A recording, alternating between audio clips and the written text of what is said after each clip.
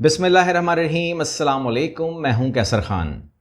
ہماری ہسٹری ہے، چاہے وہ کرسچینٹی ہو، چاہے وہ مسلمز ہوں، چاہے وہ جوئش ہوں، کوئی بھی ہوں، ان کی ہسٹری ہے، ہماری ہسٹری ہے۔ 1,24,000 پیغمبر دنیا میں آئے، 4 کتابیں آئیں، معجزات ہوئے، بہت کچھ سننے کو ملتا ہے، لیکن اب صرف اور صرف ہمیں بلیف کرنا ہوتا ہے۔ اس کے علاوہ ہمارے سامنے وہ تمام چیزیں اس طریقے سے نہیں ہیں۔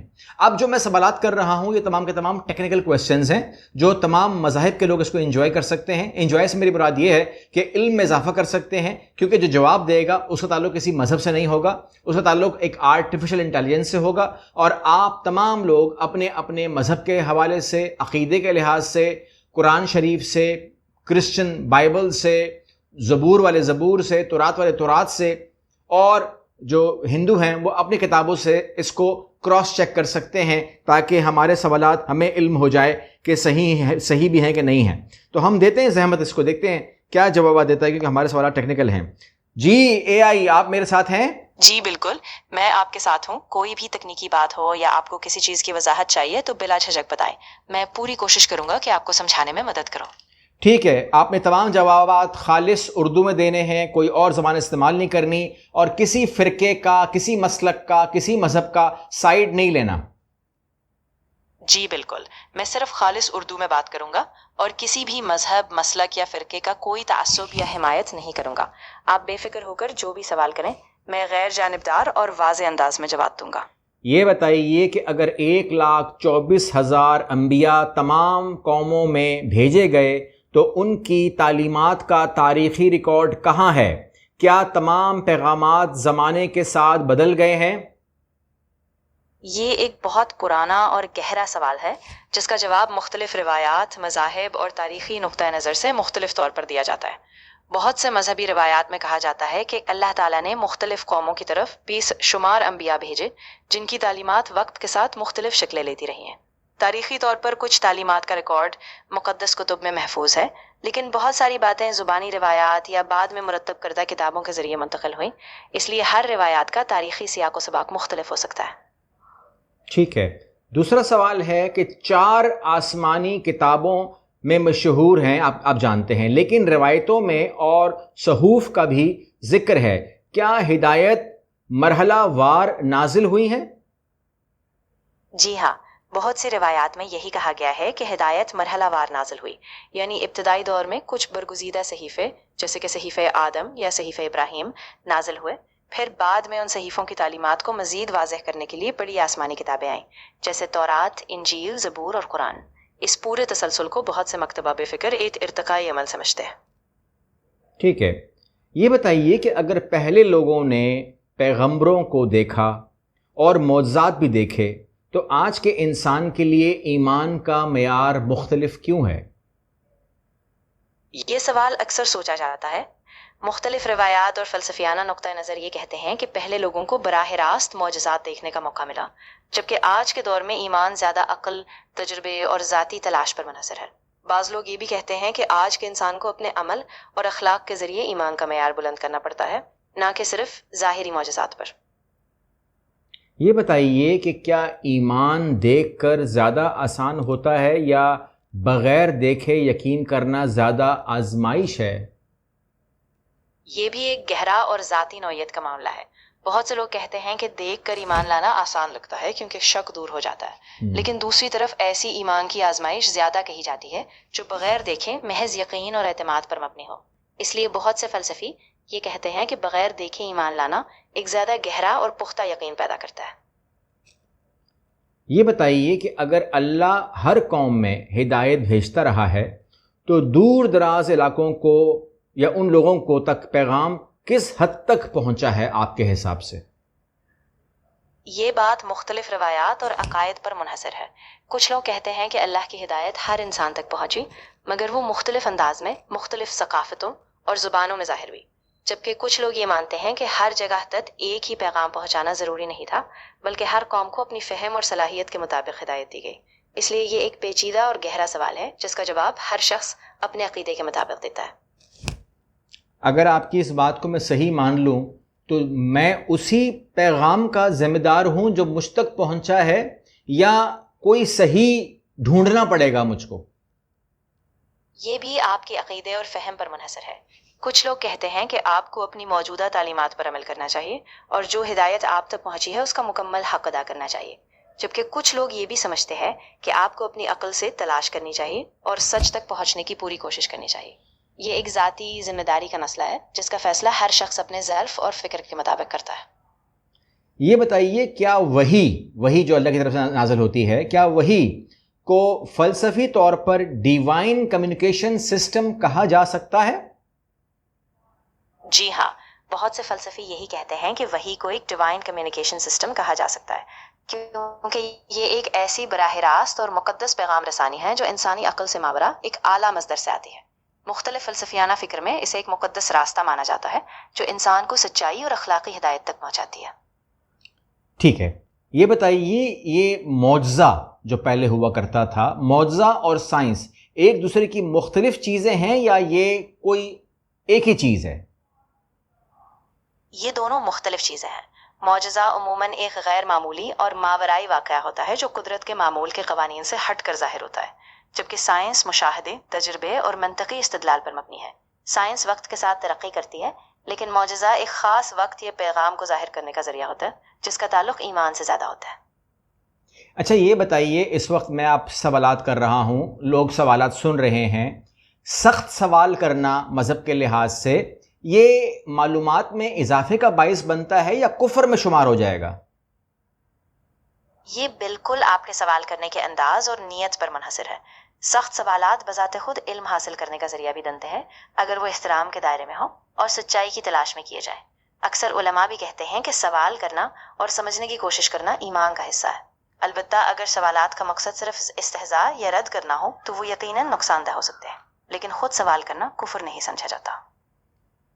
ٹھیک ہے، یہ بتائیے، کیا ہدایت پیدائشی فطرت میں رکھی گئی تھی اور پیغمبر اس کی یاد دہانی کے لیے آئے تھے، یا وہ ہمارے لیے یہ خود سے لے کر آئے ہیں؟ یہ سوال بھی مختلف عقائد اور فلسفیانہ روایات پر منحصر ہے۔ کچھ روایات کہتی ہیں کہ ہدایت انسان کی فطرت میں پہلے سے رکھی گئی تھی، یعنی ہر انسان کے اندر ایک صحیح اور برحق سمت کی پہچان موجود ہوتی ہے اور پیغمبر اسی فطرت کو دوبارہ یاد دہانی کرانے آتا ہے۔ دوسری طرف کچھ لوگ کہتے ہیں کہ پیغمبر خود نئی سے ہدایت لے کر آتے ہیں جو پہلے نہیں تھی، اور اس کے ذریعے وہ انسانوں کو ایک واضح راستہ دکھاتے ہیں۔ اچھا، کچھ لوگ ایسے میں نے دیکھے ہیں دنیا میں جن لوگوں تک یہ پیغام بھی نہیں پہنچا آج کے زمانے تک، جب ہم بات کریں 2026 میں، کہ وہ لباس بھی زیب تن کریں، ان تک کوئی پیغام نہیں پہنچا۔ اگر کوئی پیغام ان تک پہنچا ہی نہیں اور وہ مر جائیں تو وہ کس مذہب میں یا کس حساب میں جب فرشتے ان کے پاس آئیں گے سوال کرنے کے لیے کہ آپ کا رب کون تھا، تو وہ کیا بتائیں گے؟ ان کو تو پتہ ہی نہیں چلا۔ یہ ایک بہت حساس اور گہرا سوال ہے اور مختلف عقائد میں اس کا مختلف جواب دیا جاتا ہے۔ بہت سے مذہبی روایات کہتی ہیں کہ اللہ کی عدالت میں ہر شخص کا معاملہ اس کے حالات اور فہم کے مطابق ہوگا، یعنی اگر کسی تک پیغام واقعی نہ پہنچا ہو اور اس نے سچائی کی تلاش کی ہو تو اس کا حساب بھی اسی انداز میں ہوگا جو اس کی فطرت اور نیت پر مبنی ہوگا۔ ٹھیک ہے، کیا مذہبی اختلاف انسانی تشریح کی وجہ سے پیدا ہوا ہے یا یہ اصل پیغامات جو اوپر سے آئے وہ تھے ہی مختلف؟ یہ بھی ایک بہت پیچیدہ اور پرانی بحث ہے۔ بہت سے لوگوں کا خیال ہے کہ مذہبی اختلافات بنیادی طور پر انسانی تشریح، ثقافتی اختلافات اور وقت کے ساتھ تبدیلی کی وجہ سے پیدا ہوئے۔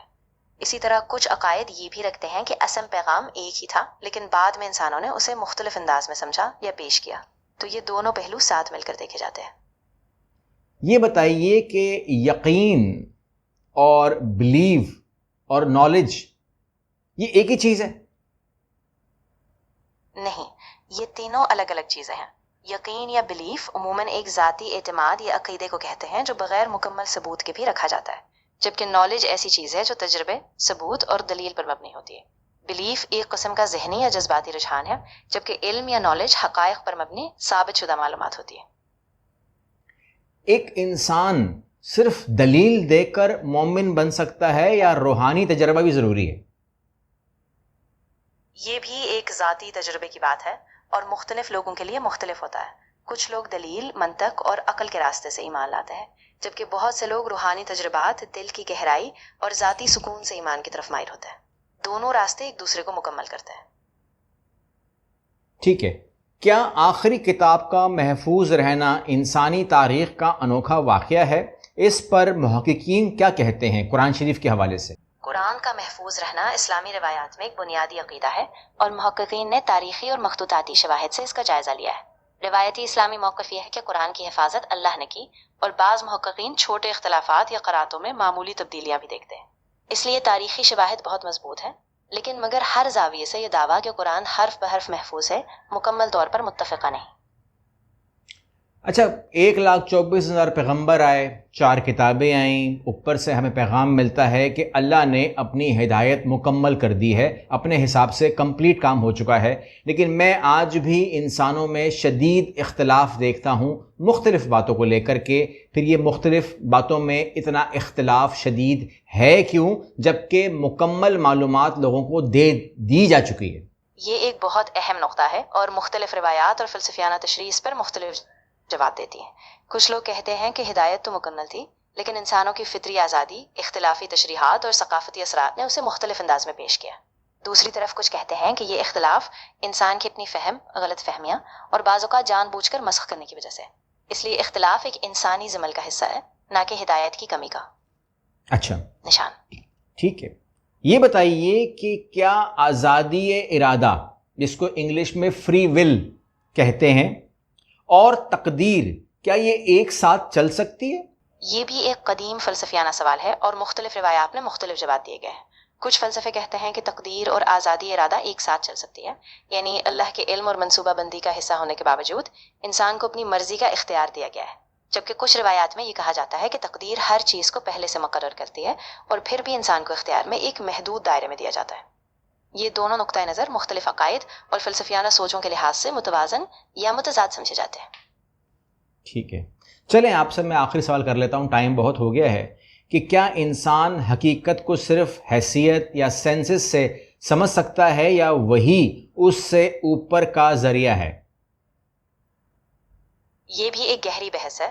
بہت سے فلسفی کہتے ہیں کہ حسیات یعنی ہمارے حواس ہمیں ایک محدود حقیقت دکھاتے ہیں، اور اس سے آگے جو گہری حقیقت ہے وہ وحی یا روحانی تجربے کے ذریعے سمجھ آتی ہے۔ کچھ دوسرے نقطۂ نظر کہتے ہیں کہ حسیات ہی واحد ذریعہ ہے اور ہم انہی سے حقائق کو جان سکتے ہیں۔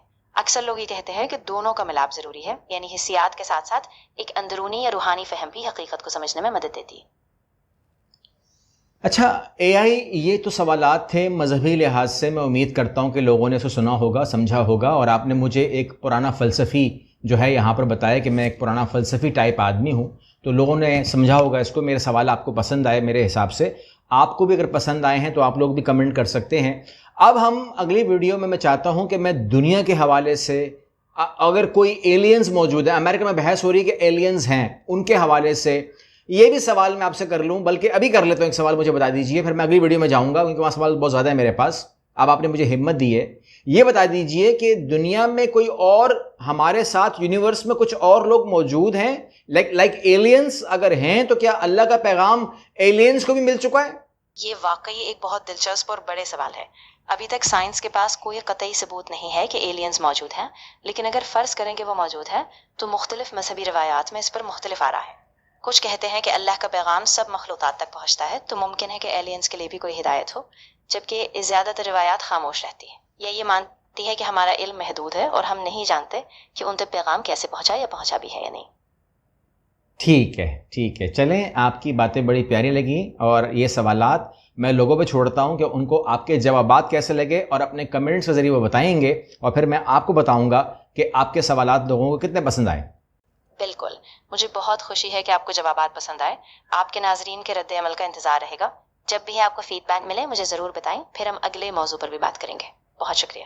ٹھیک ہے جی، کل ملتے ہیں انشاءاللہ۔ اللہ حافظ۔ یہ آپ کے سامنے جی آرٹیفیشل انٹیلیجنس تھا، اس کو انسان آپ نے بالکل بھی نہیں سمجھنا۔ میں نے کوشش کی کہ میں آپ لوگوں کے سامنے سوالات وہ رکھوں جو پوچھنے چاہیے۔ میں اس کو ایک پرانا فلسفی لگتا ہوں تو یہ اس کی مرضی ہے، کیا آپ کو بھی میں ایک پرانا فلسفی لگتا ہوں، لیکن میں نے کوشش کی تھی کہ میں جمع کروں۔ اب جو میرے سامنے کانٹینٹ ہے اس میں دنیا اور کائنات کے متعلق بات کریں گے، وقت کیا چیز ہے یہ سمجھنی ہے، اس کے بارے میں بات کریں گے، دن رات کیسے اتنے سسٹمیٹکلی چل رہے ہیں، کوئی تو ہے جو نظام ہستی چلا رہا ہے، وہی خدا ہے، اس پہ بات کریں گے۔ اور اس کے علاوہ آپ کہتے ہیں کہ جی بارش بھی سسٹم سے ہوتی ہے، ہوتی کیوں ہے بارش؟ ضرورت کیا ہے اس کی، پہاڑ کیوں ہیں، یہ تمام چیزیں ہیں کیوں، یہ کوئی وجہ بھی ہے یا کیا ہے. زلزلوں کے بارے میں بات کریں گے، اسپیس کے بارے میں بات کریں گے، اور بہت کچھ میرے پاس ہے یہاں پر. میں آپ کو کیا بتاؤں. اگلی ویڈیو ملتے ہیں اور ان تمام باتوں کو رکھتے ہیں اے آئی کے سامنے. اللہ حافظ.